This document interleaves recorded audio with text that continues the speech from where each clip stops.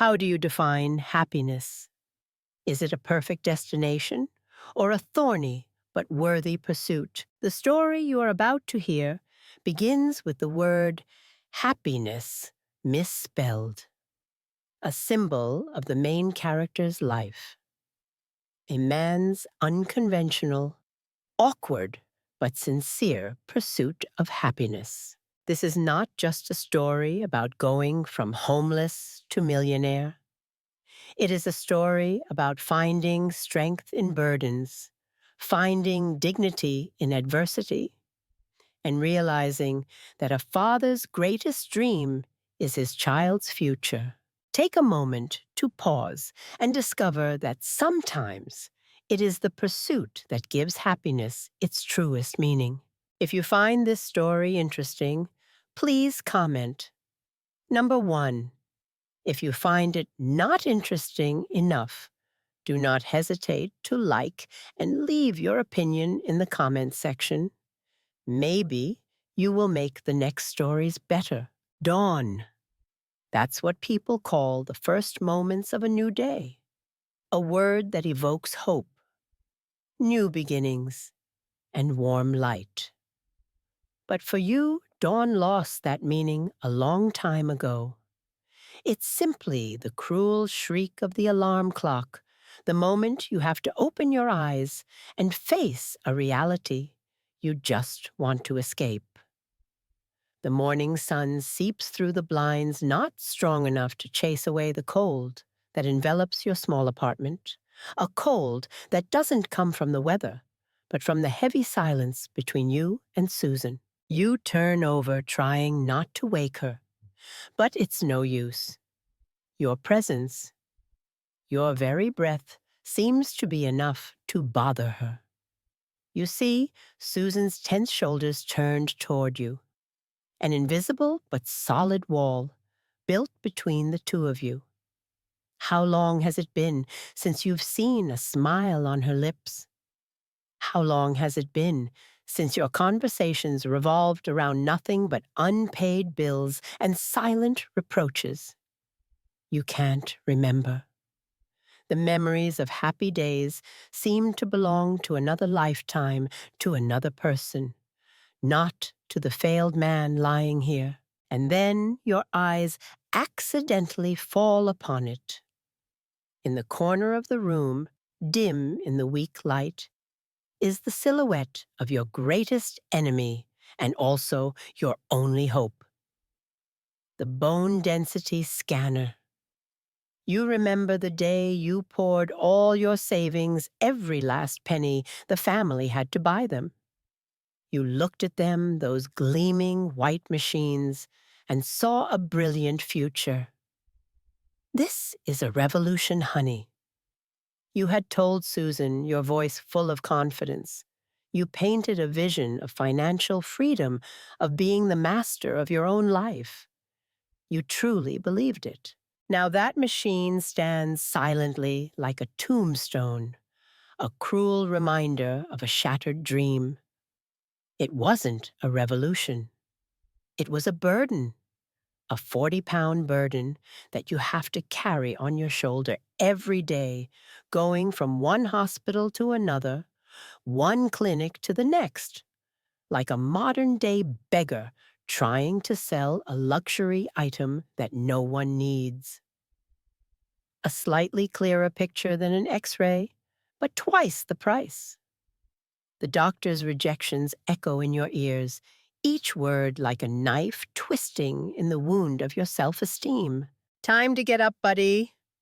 Your voice tries to sound cheerful as you wake Matthew. The boy is the only light in your dark world.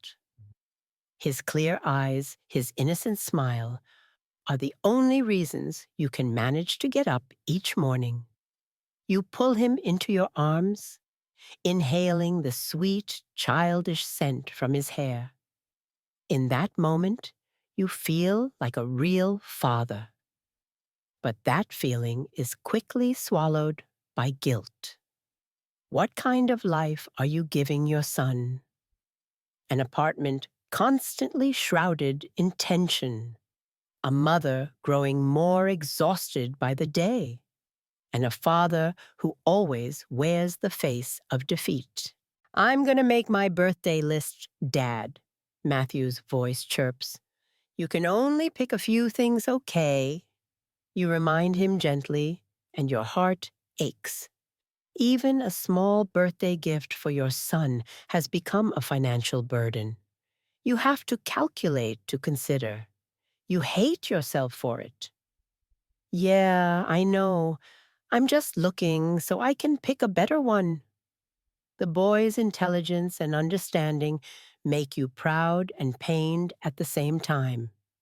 A 5-year-old shouldn't have to be so understanding. You take your son to Mrs. Chen's daycare, a cramped and somewhat shabby place. On the outside wall, there's a sloppily scrawled piece of graffiti, happiness, but it's misspelled with a Y instead of an I. You've pointed it out many times, but no one has fixed it. That misspelled word feels like a bitter irony for your own life. You are also pursuing happiness, but it seems you're also on the wrong path, misspelling some fundamental rule of life that everyone else knows, but you. And then you begin your day. You heave the machine onto your shoulder, feeling its familiar weight. Your feet walk the streets of San Francisco, but your mind isn't there. It's busy with calculations. This month's rent, the electricity bill, daycare fees, and the stack of parking tickets tucked under the windshield wiper of your old car, the only asset you have left, which is just waiting to be repossessed. Each ticket is proof of your haste, your rush, always trying to race against time, only to fall further behind. You walk into a clinic, a fake smile you've practiced hundreds of times on your face. Hi, I'm David Anderson. I have an appointment with Dr. Delzy.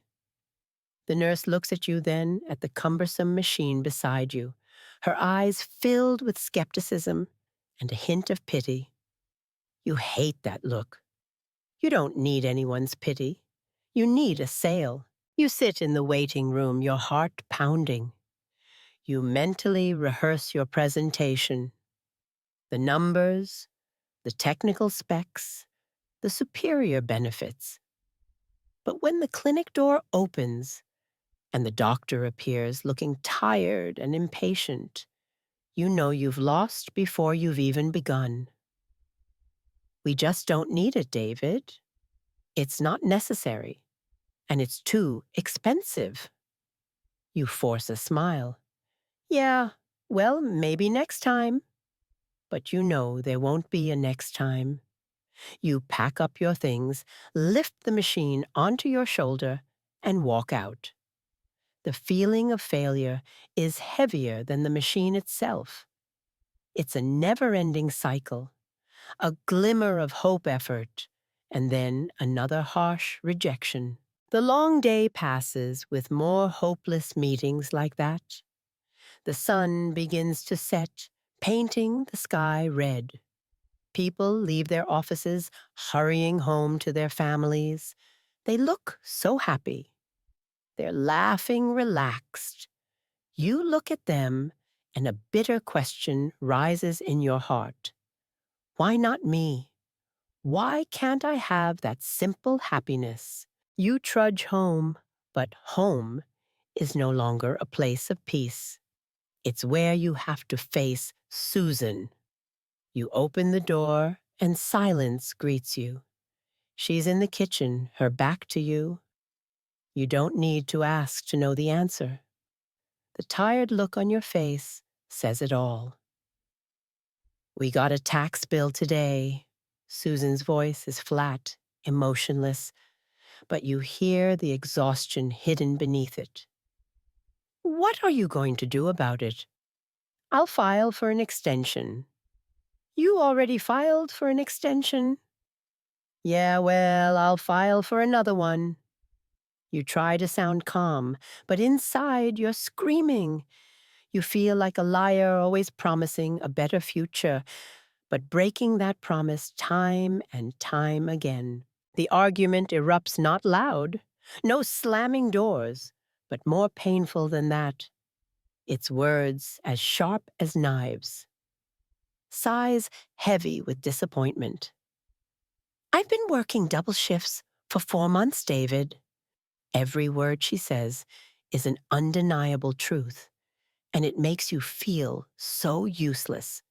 You're a husband, a father, but you can't provide for your family. You're letting the woman you love carry the burden, letting her run herself into the ground. Just sell the things from your contract. Forget about that other thing. Susan, that's what I'm trying to do. I'm trying to do this for our family, for you, and for Matthew. But your words no longer carry any weight. The faith Susan had in you has eroded with every difficult day, with every overdue bill. She no longer sees a man who is trying. She only sees a failed dreamer, dragging the whole family down with him. That night, you can't sleep.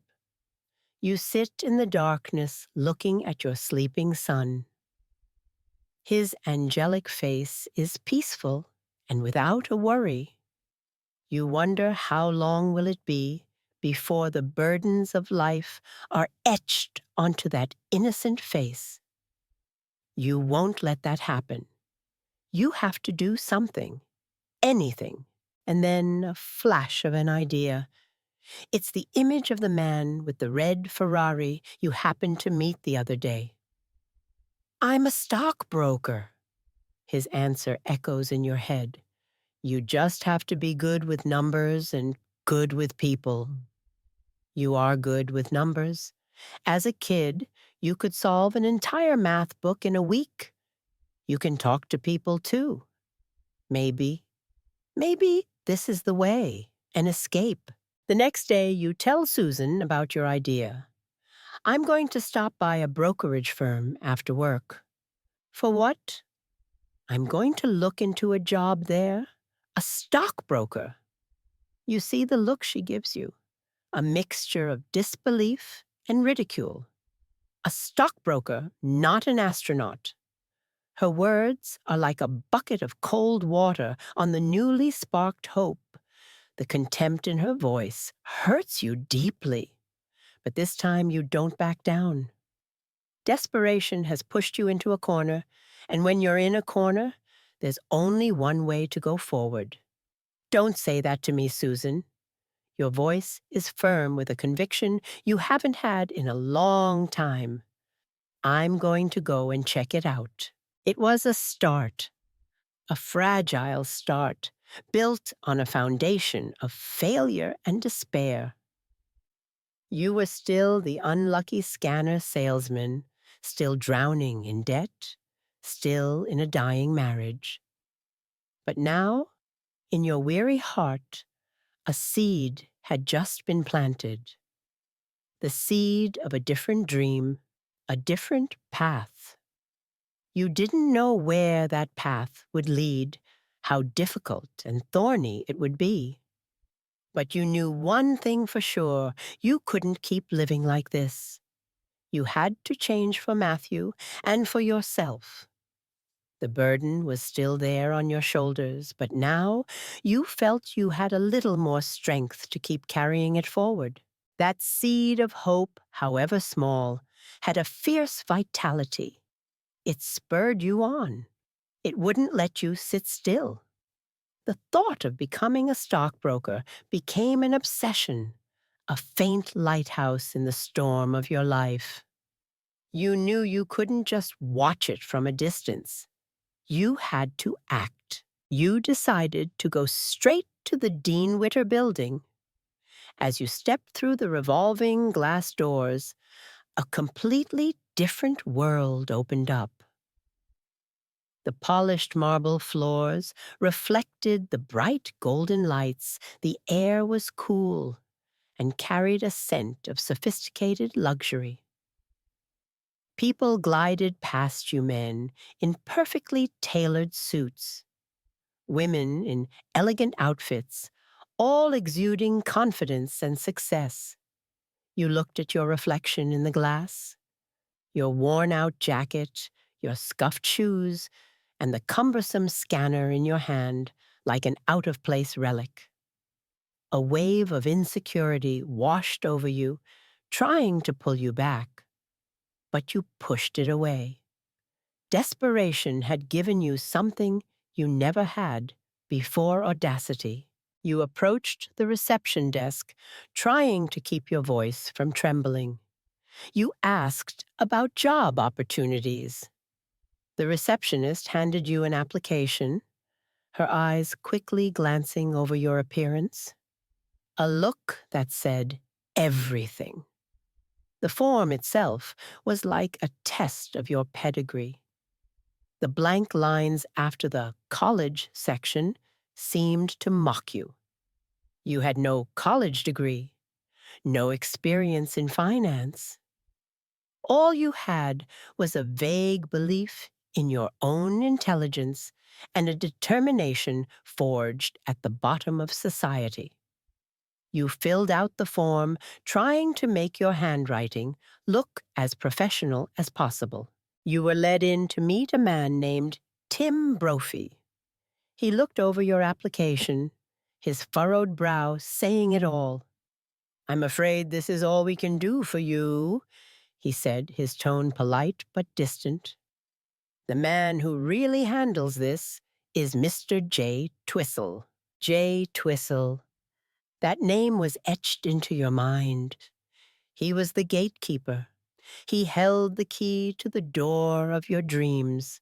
From that moment on, getting to J. Twistle became your ultimate mission. You began waiting outside the building every day. Each morning after dropping Matthew at daycare, you would go there, the scanner, your reluctant companion. You stood there watching him arrive, watching him leave, trying to find a moment, an opportunity to speak. But he was always in a hurry, always surrounded by others. You felt like a ghost, invisible in the bustling crowd. During one attempt to approach him, you made the stupidest mistake of your life. You saw Twistle about to enter the building, and you knew you couldn't bring the clunky, low-class scanner with you. In a moment of impulse, you asked a friendly-looking hippie girl to hold it for you. "Just 5 minutes," you said, pressing $1 into her hand. 5 minutes later, when you came back out, both the girl and your scanner, a significant part of your family's assets, were gone. Panic and self-blame surged through you. How could you be so stupid? How could you trust a complete stranger? You ran frantically through the streets, searching for a familiar face. And then you saw her walking with another man carrying your machine. You yelled, chasing after them. The chase led you to a subway station. You saw her get on the train, the doors slowly closing, trapping you outside with your helplessness and despair. You had lost it, lost one of the few remaining hopes for your family's survival. That night you returned home, your heart heavy with guilt. You had failed again in the worst way imaginable. As you would later call it, this part of your life was called being stupid. But you didn't give up. You went back and you kept waiting. And then an opportunity came in the most unexpected way. You saw Jay Twistle trying to hail a cab. Without thinking, you rushed forward. "Mr. Twistle," you called out, "I'm actually headed to No Valley myself. Mind if we share—" Your boldness surprised him. He nodded. You got into the cab, your heart pounding like a drum. This was it, your chance. You started talking, trying to impress him, telling him about your experience in the Navy, about your abilities. But Twistle seemed distracted. He was struggling with something else, a Rubik's Cube. This thing is impossible, he muttered in frustration. And that's when you saw your opening. I can solve it. No, you can't. Nobody can. No, I'm pretty sure I can. You took the Rubik's Cube from his hand. The world inside the cab seemed to stand still. The sounds of horns and engines faded away. It was just you and the six-colored cube. Your fingers flew, twisting, turning. Your brain worked at full speed, the algorithms and patterns becoming crystal clear. To Jay Twistle, it was an unsolvable mess. To you, it was a beautiful logic puzzle. The click-clack of the plastic joints sounded rhythmically. One side, two sides, three. Twistle's skeptical expression slowly turned to amazement, then admiration. Just as the cab pulled over, you handed him the perfectly solved Rubik's Cube. You had done it. You didn't just solve a puzzle. You had solved the problem of how to get Jay Twistle's attention. For the first time, he really looked at you. He no longer saw a shabby salesman, but an intelligent man, someone who could see order in chaos. You had his attention. The joy was short-lived. Life always seemed to have a way of cruelly pulling you back to earth. One day, you came home to an empty apartment. Susan's things were gone. She had left. The phone call that followed was a string of cold words, the end of a long-dead marriage. But the worst part was that she planned to take Matthew with her. The fear of losing your son was more terrifying than the fear of poverty. You rushed to find her, and in one final confrontation, you fought for your son. Matthew is staying with me, you yelled with all the strength you had left. Susan was gone. Now it was just you and your son. You became a single father with a doubled burden. And then the next blow landed. You were arrested by the police for unpaid parking tickets. You had to spend the night in jail in filth and humiliation. But that shame was nothing compared to the panic tearing you apart. The next morning at 10:15, you had an interview for the internship program at Dean Witter. The interview Twistle had arranged for you after the impressive Rubik's Cube performance. You were released at 9:30 a.m. You had 45 minutes. You bolted out of the police station and ran. You ran like you had never run before. You had no time to go home and change. You were still in the clothes you wore the day before, from a house painting job, covered in paint, with no dress shirt, only a thin t-shirt underneath. You sprinted through the streets, ignoring the stunned looks of passers-by. You were running for your life, for your son's future. You burst into the interview room, breathless, drenched in sweat, and covered in paint. Before you sat a panel of the company's most powerful men. They stared at you, saying nothing. The silence was terrifying. You knew you couldn't make up a story.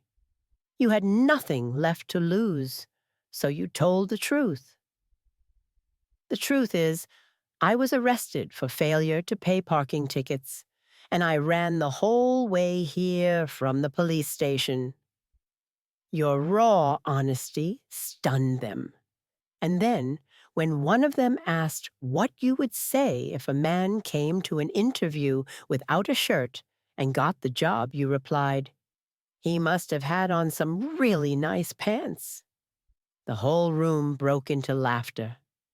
With your wit, humor, and above all, your undeniable determination, you won them over. You were accepted into the internship program. You walked out of the building feeling like you were floating on air. But then, Twistle called you back and said something that stunned you. The program was unpaid. Paid. Those two words were like a giant rock thrown at your joy. 6 months, not a single dollar of income. How could you survive? How could you provide for Matthew? Your circumstances had changed. You needed money right now. You hesitated. That night, you stood before a life or death choice. On one side was the false security of selling scanners, a job that was killing you day by day, but at least brought in a few dollars. On the other was an enormous gamble, an unpaid internship with only a 1 in 20 chance of being hired, but one that promised a completely different future. You looked at Matthew sleeping. You thought about his future. You didn't want your son to grow up in poverty and failure. You owed him a better life, and you knew to do that you had to take the risk. You had to bet everything on yourself. You picked up the phone, your voice calm and firm. "Yes, I'd like to leave a message for Mr. J. Twistle. I would be delighted to accept his offer." When you hung up, the room was silent. You had made your decision. A door had opened, but the price of walking through it was everything you had. Now you were alone with your son, your last 4 scanners, and a distant dream. The real journey, the most brutal fight for survival, was just beginning. On the first day of the internship, you put on your crispest shirt and straightened your tie. You walked into the Dean Witter office, not as a failed salesman or a stranger, but as an intern. You were on the inside, but the feeling of victory was quickly replaced by an invisible pressure. Around you were 20 other competitors. They were younger, dressed more fashionably, and most had graduated from prestigious universities. They talked about ski trips and weekend parties, luxuries you couldn't even dream of. You felt like an old soldier who had wandered into a boot camp for new recruits, old out of place, and carrying a heavy secret when the workday ended. You had no idea where you and your son would sleep. Mr. Frome, the manager, gathered everyone. He talked about numbers, about targets. "This is your Bible," he said, holding up a thick phone book. "Turn this into commission." The game was simple. Whoever made the most calls, got the most clients, and brought in the most money would win. It was a marathon where everyone started at the same line. But you knew you didn't. Your starting line was far behind. While the other interns could stay until 7 or 8 at night and could go to lunch or get coffee with clients, you had a relentless biological clock named Matthew. At 4 o'clock sharp, you had to put down the phone rush, out of the building, and catch a bus to get to the daycare before Mrs. Chen closed. You had to do in 6 hours what others did in 9. It was an impossible equation. The first few days were a test of patience.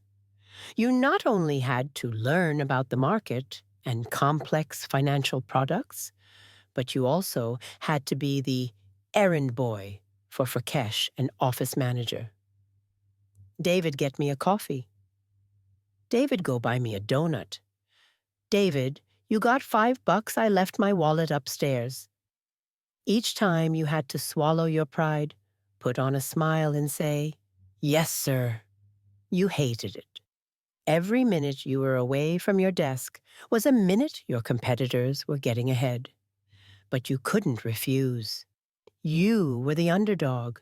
You had to be helpful to be a team player. You lived in two parallel worlds. By day, you were Chris Gardner, an ambitious intern at Dean Witter, talking about mutual funds and stocks. But when the clock struck 4, you shed that skin and became a struggling single father.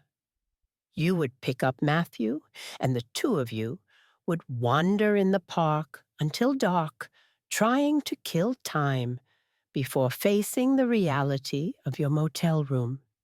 And then, one day, even that temporary shelter was taken away. You had just sold a scanner, one of the last ones. A glimmer of hope. The $250 in your bank account felt like a life raft, giving you a few more weeks to breathe. But then you received a letter. A letter with the seal of the Internal Revenue Service, IRS. They said you owed taxes, and they had already acted. Without a warning, without a call. They had reached into your account and taken everything. You rushed to the bank, your heart racing. The teller gave you a look of pity and handed you the statement. Balance, $21.33 you own. $21.33. That was all you had in the world. A feeling of utter helplessness washed over you. You had worked so hard you had tried, but an invisible force, a system you couldn't fight, had wiped out everything you'd earned in an instant. The next day, the motel manager, Frank, couldn't wait any longer. "I need you out of here by the morning. I've got painters coming." His words weren't a threat. They were a sentence. That night, you packed up your and your son's lives into a few bags and an old suitcase. Matthew asked blankly, "Why are our things out here, Dad?" You didn't know how to answer him. You could only say, "Let's go, son." Night fell on San Francisco. The city lit up sparkling and brilliant, but to you it felt alien and cruel. You and Matthew became ghosts, wandering aimlessly. Your son was tired, and he started to cry. "I want to go home." His words were like 1,000 needles stabbing your heart. But you had no home anymore. In a moment of extreme desperation, you led him to a BART subway station. You saw the bathroom door. A crazy but singular thought flashed in your mind. You had to protect your son. You couldn't let him sleep on the street. "Come on, we have to find a cave." You tried to turn this terrifying escape into a game. You told him about dinosaurs and cavemen, trying to use your imagination to shield him from the harsh truth. The two of you entered the cold, filthy public restroom. You laid toilet paper on the floor. You held Matthew in your arms, rocking him to sleep. Only when he was sound asleep did you let yourself break. You sat there in the dark, your back against the door, using your foot to block it shut. Outside, you could hear people passing, someone trying to jiggle the handle. Every sound made you jump. And then hot tears began to stream down your face. You cried, not for yourself, not for the humiliation, but for your son. You cried for the powerlessness of a father who couldn't give his child a roof over his head, a warm bed.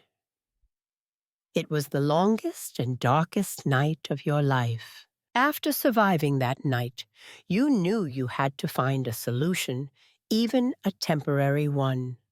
You found your way to the Glide Memorial Church shelter. But to get a bed there, you had to compete in another race. Every day at 5 o'clock sharp, they handed out spots. If you were late, you lost your chance. Your life was now programmed on a grueling schedule. Early morning, take your son to daycare. Go to the office, make calls like a machine. You didn't drink water to save time on bathroom breaks. You realized you could save 8 minutes a day by not hanging up the phone between calls. Those 8 minutes were golden. In the afternoon, you would bolt from the office, pick up your son, and the two of you would hurry to the shelter. Some days you just barely made it to the back of the line, heart pounding, praying there were still beds left. Life went on in this state of transience and anxiety. Everything could be taken away at any moment. One afternoon on a crowded bus, back from daycare, Captain America Matthew's favorite toy slipped out of his bag and fell onto the street. The boy burst into tears. "Daddy, my Captain, America." You watched helplessly as the toy grew smaller and disappeared behind the bus. You couldn't ask the driver to stop. You couldn't go back. You could only hold your son and apologize, feeling like the worst father in the world, unable to even hold on to a simple toy for his child. But it was during these darkest days that the bond between you and your son grew even deeper. Matthew was your reason to fight, and you were his entire world. You taught him to play basketball, and when you saw him getting discouraged, you told him the words you were really telling yourself. Don't ever let somebody tell you, you can't do something, not even me. You gotta dream. You gotta protect it. At night in the shelter, after Matthew was asleep, you didn't allow yourself to rest. You pulled out thick study manuals using the dim light from the hallway lamp to prepare for the final licensing exam. While your competitors slept in warm apartments, you were fighting in a trench of your own. Every word you read, every formula you memorized, was another bullet you loaded into your rifle for the final battle. You were exhausted, hungry, and alone, but you did not fall, because every time you looked at your son's sleeping face, you found the strength to continue. You knew you weren't just fighting for a job. You were fighting to win back your life, to win back the future for both of you. 6 months, 180 days. You had counted every day, every hour. 6 months of living suspended between hope and the abyss. And then the final day arrived. That morning, when you woke up in the shelter, the air felt thick. Everything was the same as usual. The sleepy murmurs, the smell of weak coffee, the pale yellow light. But to you, everything was different. This was Judgment Day. Today, you would take the licensing exam. Today, they would make their decision. Today, your life and Matthew's would turn in a new direction or continue to sink deeper into the dark mire. You put on your only suit, carefully smoothing out every wrinkle. This suit had been with you through it all the cold nights in the public restroom, the breathless sprints to the shelter, the harsh rejections. It was your armor, your uniform in this battle. When you looked in the mirror, You no longer saw an exhausted man. You saw a warrior, a father willing to do anything for his son. You took Matthew to daycare. You knelt looking straight into his eyes. "Today is a big day, little buddy." Your voice tried to sound calm. Matthew didn't fully understand its meaning. He just nodded and threw his arms around your neck. "I love you, Dad." Your son's hug gave you extraordinary strength. You were fighting for him. You could not lose. You walked into the exam room and sat at your familiar desk. The test was handed out. You took a deep breath. All the sleepless nights studying under dim lights, all the knowledge you had crammed into your head would be decided in the next few hours. You picked up your pen, and then something miraculous happened. All anxiety vanished. All that remained was absolute focus. The numbers, the charts, the complex financial terms, they were no longer foreign characters. They were familiar friends. You wrote your hand, never stopping. Knowledge flowed from your mind through the pen and onto the page. You finished the test, checked it one last time, and looked up. You had done everything you could. The rest was up to fate. That afternoon was the longest of your life. The office air was thick with tension. Everyone was waiting. You tried to make a few final calls, but your mind couldn't focus. You glanced at the other interns. Worry was plain on their faces, but you knew their anxiety, and yours were not the same. If they failed, they would go home, maybe feel sad for a bit, then find another opportunity. But if you failed, you didn't dare think about it. There was no home to go back to. There was no other opportunity. This was your final gamble. Suddenly, Mr. Frome walked over to your desk. "David, you got $5. I left my wallet upstairs." You froze for a second. $5. That was almost everything you had left in your pocket, the money you planned to use for dinner for you and your son. But you didn't hesitate. You smiled, pulled out the bill, and handed it to him. "Of course, sir." It was a small act, but it contained all the professionalism and dignity you had fought to maintain for 6 months, even when you had nothing. And then the moment came. "David, in my office." It was Jay Twistle's voice. The entire office seemed to fall silent. All eyes turned to you. Your heart felt like it stopped. You stood up, your legs slightly shaking. You walked, and the distance from your desk to the partners' conference room seemed to stretch for an eternity. Each footstep echoed in the silence. You pushed the door open. They were all there, Jay Twistle, Walter Ribbon, Martin Frome, and the other powerful men. They sat around a long wooden table, their faces serious, unreadable. You were invited to sit. The silence was suffocating, so heavy you could hear the blood pounding in your ears. You braced yourself for rejection. Life had taught you how to accept disappointment. Martin Frome spoke first, breaking the silence. "David," he said, "you wore a shirt today." You managed a smile to hide the extreme tension. "Yes, well, I thought it was the last day. I should probably wear a nice one." You tried to joke a weak attempt to recall the memory of your interview in paint-splattered clothes. Mr. Frome nodded, a faint smile on his lips. He looked you straight in the eye. "Well, you should wear one tomorrow, too."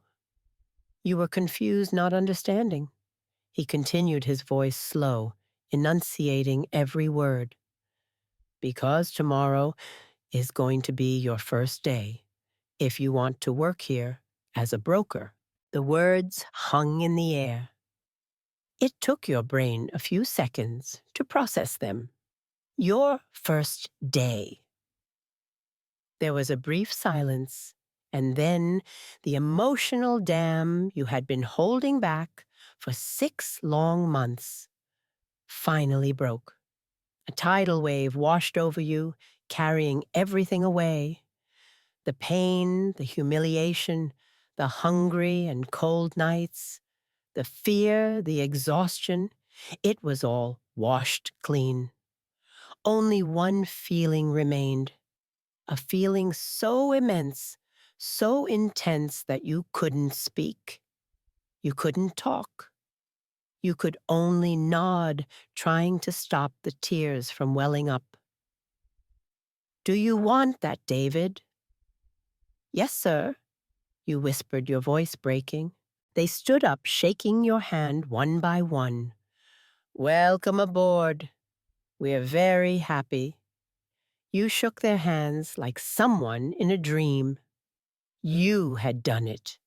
You had actually done it. You walked out of the conference room, past the row of interns' desks. You walked out of the building and into the bustling crowd on the street. The sound of car horns, of people laughing and talking. The sounds of the city were no longer loud and alien. It was like a symphony, a piece of music welcoming you back to life. You looked at the people walking past you. They were no longer the lucky ones you envied. They were just ordinary people, also pursuing happiness, just like you. And for the first time in a very, very long time, you felt like you were one of them. You belonged here. A pure, uncontrollable joy swelled in your chest.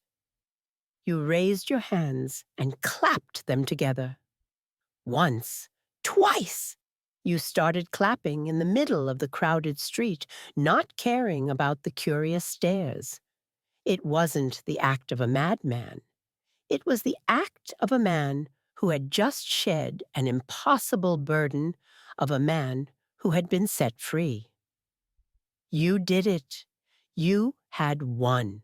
The feeling of victory compressed in your chest grew with every step until it burst forth in a spontaneous act you applauded amidst a crowd of strangers. You weren't celebrating a job. You were applauding survival. You were acclaiming the human spirit, the indomitable will that refused to surrender even when cornered in the darkest recesses of life. This wasn't the end of a struggle. It was the beginning of a redefined life. Your journey to Mrs. Chen's daycare that day was a familiar path, but you saw it with entirely different eyes. The cracked sidewalk was no longer an obstacle, but a reminder of the rough roads you had traversed. The misspelled happiness on the wall was no longer a bitter irony. It became a symbol of you. You, too, had pursued happiness clumsily, mistakenly, not by any rules, but with a sincerity and unshakable determination that ultimately led you to find it. When Matthew ran out, his arms wrapped around your neck, that was the true moment of victory. You lifted him, inhaled his familiar scent, and whispered in his ear, your voice breaking with emotion. "It's okay now, son. We're going to have a house." He might not have understood the full weight of those words, but he felt the relief in your embrace, felt the invisible burden on your shoulders finally being set down. The first and most profound lesson you learned was about the nature of wealth. With your first paycheck in hand, you didn't think of fancy cars or expensive suits. The first image that came to mind was a key. You took Matthew to a modest, clean apartment complex. You signed the lease, and the manager handed you a simple metal key. You held it tightly in your palm, feeling its coolness and its weight. This wasn't metal. This was security. This was stability. Was dignity. That night, after a simple dinner of pizza, you and Matthew lay on a new mattress in the middle of the empty living room floor. He was fast asleep for the first time in months, sleeping in a room with 4 solid walls and a door that could be locked. You couldn't sleep. You just lay there listening to the silence. There were no footsteps in the shelter hallway, no one jiggling the handle of a public restroom door. Just the sound of your son's steady breathing. You realize that true wealth isn't the numbers in a bank account. It is the absolute peace of mind that comes from knowing the person you love most is safe. It is a luxury that no amount of money can buy, that can only be earned with your own sweat and tears. The second lesson came from the scars that never fade. Success is not a magic wand that erases the past. The months of hardship were etched deep into your character, becoming an inseparable part of you. One weekend afternoon, while walking in the park with Matthew, you saw a homeless father playing with his daughter. He was trying to make her laugh, but in his eyes, you saw the same despair and exhaustion you had once known. Other colleagues might have walked past, maybe tossing them some spare change with a pitying glance. But you stopped. You didn't see a stranger. You saw a mirror. You approached not as a successful stockbroker, but as a fellow traveler. You didn't give money. You bought them 2 hot meals, sat down and talked. You shared a part of your story not to boast, but to say to him, I understand. You are not alone, and there is hope. You realized that your near-death experience with the abyss had given you a priceless gift, deep empathy. It made you incapable of ever becoming complacent. It reminded you to be grateful for every small thing, a roof, a full meal, a warm bed. Those scars were not signs of weakness. They were a map of where you had been and a compass for the man you wanted to become. They kept your feet on the ground even as your career began to soar. The final and perhaps most important lesson was about the pursuit itself. Once you were established at Dean Witter, you quickly proved your worth. The ability to work with numbers and people which you had believed in from the start shone brightly. You weren't just smart, you were relentless. You were used to doing in 6 hours what others did in 9. Your efficiency became legendary in the office, but you never let the race for money consume you. Every day at 4 o'clock sharp, you were still the first one to leave the office. Your colleagues looked at you with confusion, but you didn't care, because you knew your real race was waiting at daycare. The happiness you were looking for wasn't at the bottom of a commission report. It was in the basketball games, in the backyard, in the stories before bed, in watching Matthew grow up healthy and happy. You came to understand that the story of the pursuit of happiness is not about the attainment of happiness. The key word is pursuit. Happiness is not a static treasure you find and keep forever. It is a dynamic process, a daily choice. It's choosing to wake up every morning and fight for what matters. It's choosing to be a good father and a decent human being. It's choosing to never forget the value of a key, a home, and peace of mind. The part of your life called happiness wasn't a final chapter. It was just a new one. The journey continues, and there will still be challenges and difficulties. But now you have a solid foundation, a tempered heart, and a profound understanding that the greatest burdens can become the greatest strengths. And the pursuit, the relentless pursuit itself, driven by love, is what gives happiness its truest meaning. If you found this story helpful, please like and subscribe to Porchlight Diaries, to Family Stories, so I can keep sharing. Comment where you're watching from and which part touched your heart. Maybe it'll send a little hope to someone who needs it today. Thank you for listening with such kindness.